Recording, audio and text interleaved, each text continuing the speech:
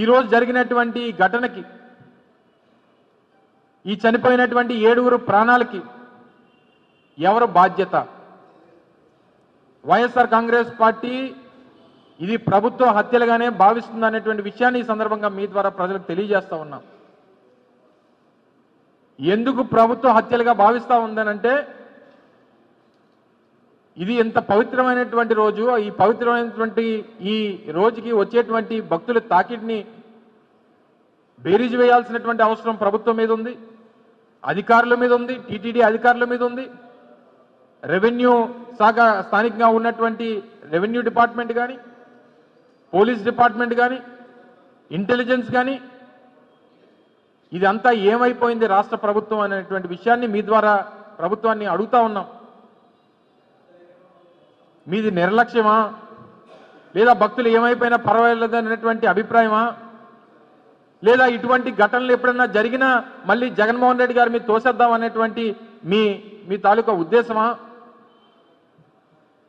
2 రోజుల క్రితం నేను పత్రికా సమావేశంలో మాట్లాడినప్పుడు కూడా చెప్పడం జరిగింది. ఈ రాష్ట్రంలో ఏదైనా ఇటువంటి ఘటనలు జరిగినా జగన్మోహన్ రెడ్డి గారి మీద తోసేద్దాం, ఏదైనా మంచి జరిగితే మన ఖాతాలో వేసేసుకుందాం, చెడు జరిగితే జగన్మోహన్ రెడ్డి గారి మీద తోసేద్దాం. ఈ రకమైనటువంటి అభిప్రాయంతో గడిచినటువంటి 7 మాసాలుగా ప్రభుత్వాన్ని నడుపుతా ఉన్నారు. ఆ టీటీడీ అనేటువంటి ఆ పవిత్రతని,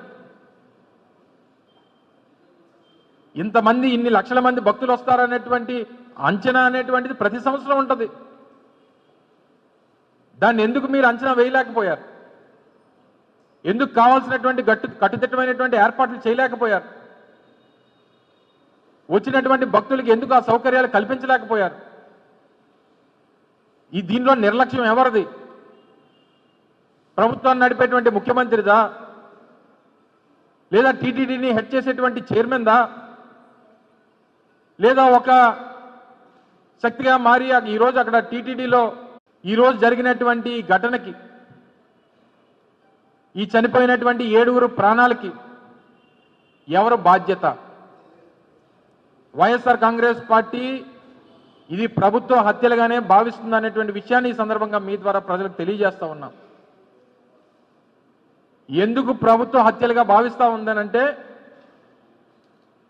ఇది ఎంత పవిత్రమైనటువంటి రోజు, ఈ పవిత్రమైనటువంటి ఈ రోజుకి వచ్చేటువంటి భక్తుల తాకిడిని బేరీజు వేయాల్సినటువంటి అవసరం ప్రభుత్వం మీద ఉంది, అధికారుల మీద ఉంది, టీటీడీ అధికారుల మీద ఉంది, రెవెన్యూ శాఖ స్థానికంగా ఉన్నటువంటి రెవెన్యూ డిపార్ట్మెంట్ కానీ, పోలీస్ డిపార్ట్మెంట్ కానీ, ఇంటెలిజెన్స్ కానీ, ఇదంతా ఏమైపోయింది రాష్ట్ర ప్రభుత్వం అనేటువంటి విషయాన్ని మీ ద్వారా ప్రభుత్వాన్ని అడుగుతా ఉన్నాం. మీది నిర్లక్ష్యమా, లేదా భక్తులు ఏమైపోయినా పర్వాలేదు అనేటువంటి అభిప్రాయమా, లేదా ఇటువంటి ఘటనలు ఎప్పుడన్నా జరిగినా మళ్ళీ జగన్మోహన్ రెడ్డి గారి మీద తోసేద్దాం అనేటువంటి మీ తాలూకా ఉద్దేశమా? 2 రోజుల క్రితం నేను పత్రికా సమావేశంలో మాట్లాడినప్పుడు కూడా చెప్పడం జరిగింది. ఈ రాష్ట్రంలో ఏదైనా ఇటువంటి ఘటనలు జరిగినా జగన్మోహన్ రెడ్డి గారి మీద తోసేద్దాం, ఏదైనా మంచి జరిగితే మన ఖాతాలో వేసేసుకుందాం, చెడు జరిగితే జగన్మోహన్ రెడ్డి గారి మీద తోసేద్దాం. ఈ రకమైనటువంటి అభిప్రాయంతో గడిచినటువంటి 7 మాసాలుగా ప్రభుత్వాన్ని నడుపుతా ఉన్నారు.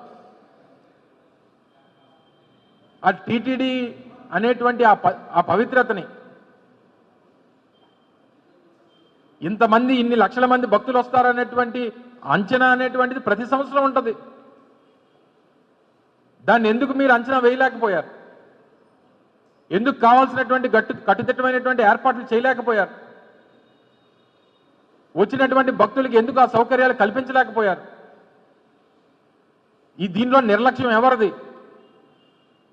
ప్రభుత్వాన్ని నడిపేటువంటి ముఖ్యమంత్రిదా, లేదా టీటీడీని హెడ్ చేసేటువంటి చైర్మన్దా, లేదా ఒక శక్తిగా మారి ఈరోజు అక్కడ టీటీడీలో